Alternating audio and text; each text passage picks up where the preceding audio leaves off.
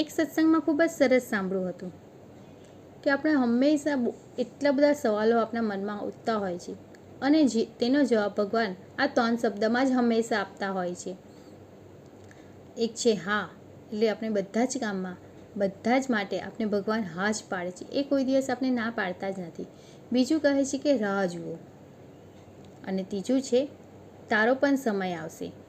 જો આપણા મનમાં કોઈ પણ સવાલ ઉઠતા હોય તેનો જવાબ ભગવાન આ 3 શબ્દોમાં જ આપે છે.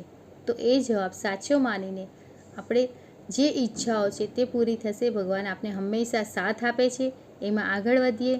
બીજું છે રાહ જોઈએ, અને ત્રીજું છે કે આપણે જે કામ કરીએ છીએ તેમાં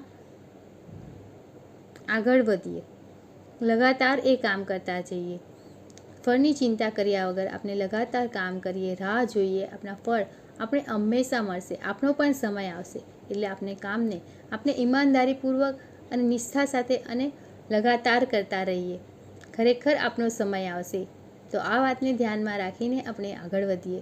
learn and grow. God bless you all.